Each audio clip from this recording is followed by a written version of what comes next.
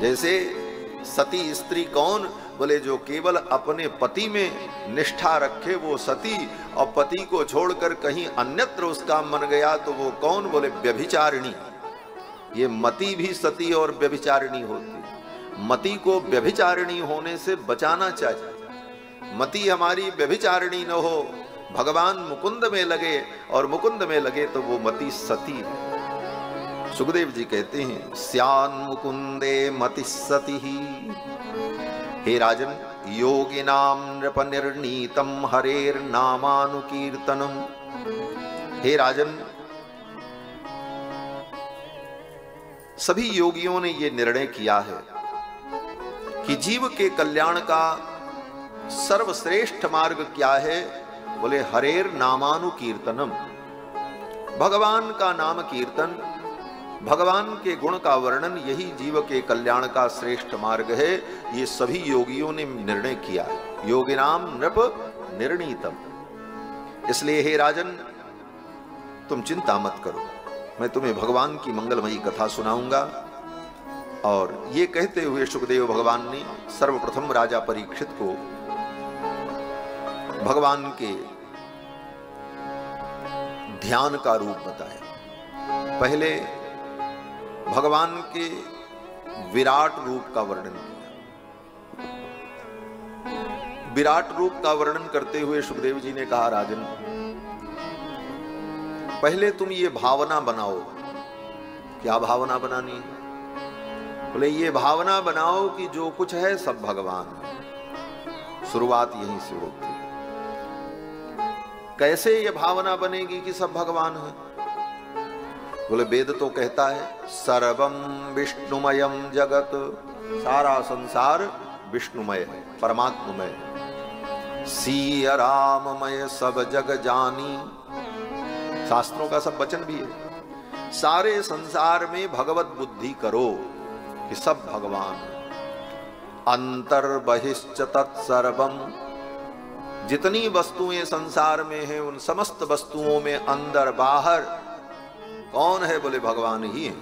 ये भावना पहले करो। अंतर बहिश्च तत्सर्वम व्याप्य नारायण स्थितः। अब ये भावना कैसे होगी? कहने से काम नहीं चलेगा, कुछ उसका रूपक बनाना पड़ेगा। कोई कह दे कि सामने तुम अमुक जगह पर अपने ध्यान को केंद्रित करो। बोले कैसे ध्यान केंद्रित करें? कोई बिंदु हो, कोई आश्रय हो। इसीलिए योग मार्ग में त्राटक की जब विधि होती है तो त्राटक में सिखाया जाता है कि त्राटक विधि में अपने ध्यान को एक जगह केंद्रित करना। तो कहाँ करें? बोले शून्य में तो वो ध्यान केंद्रित होगा नहीं।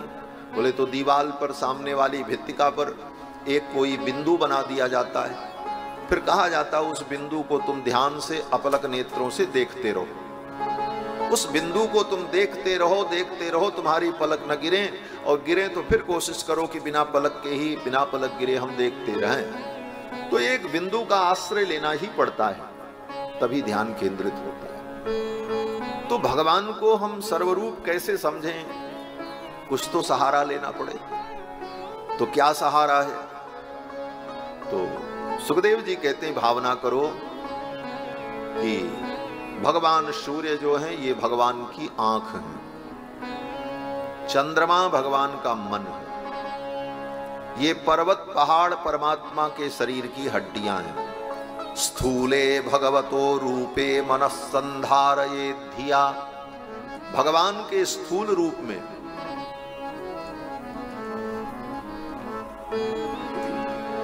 भगवान के स्थूल रूप में अपने मन को, अपनी बुद्धि को स्थित करो। स्थूल और सूक्ष्म, आज की भाषा में जिसे कहते हैं हार्ड और सॉफ्ट। जैसे कंप्यूटर में होता हार्डवेयर, सॉफ्टवेयर। तो जो बाहर का रूप है इसी में भगवान को आप देखो, ये दृष्टि बनाओ।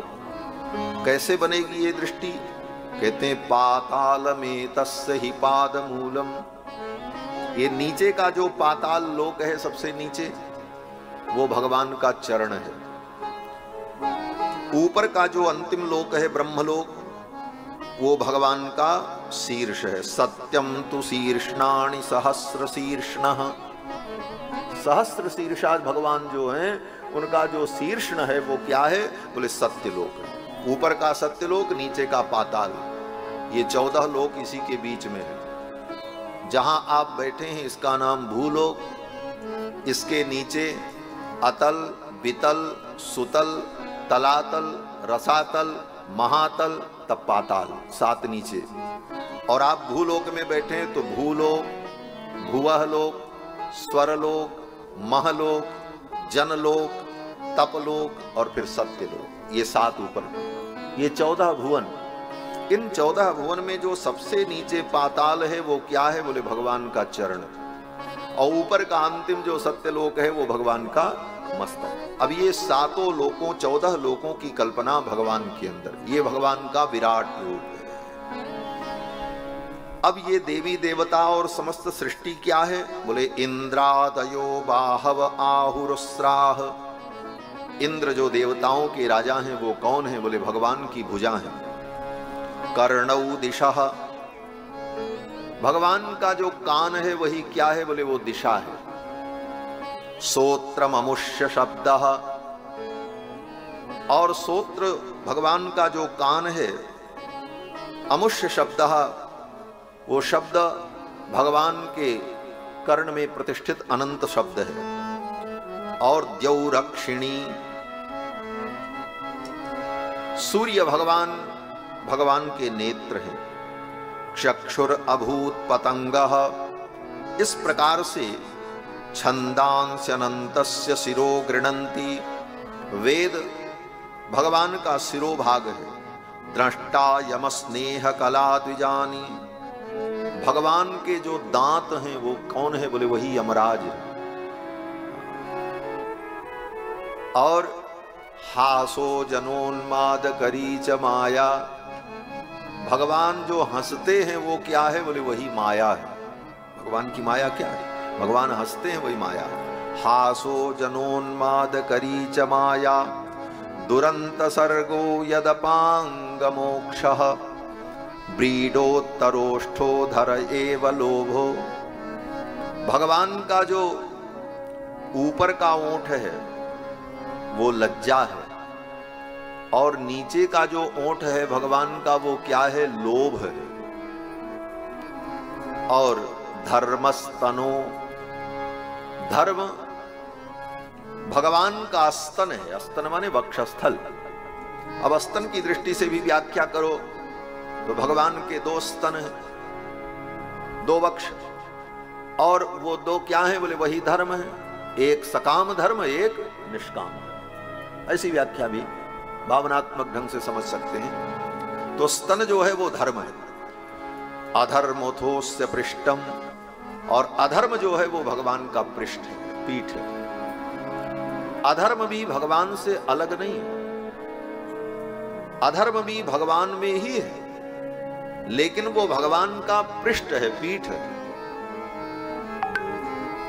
इस पर एक बार बड़ी चर्चा हुई। आपने एक बड़ा सुंदर उद्घोष सुना है संतों के मुंह से कि धर्म की जय हो, बोलते हैं ना, धर्म की, अरे बोल दो जय हो। हाँ, धर्म की जय हो, अधर्म का नाश हो, प्राणियों में सद्भावना हो, विश्व का कल्याण हो। जय जय सीताराम।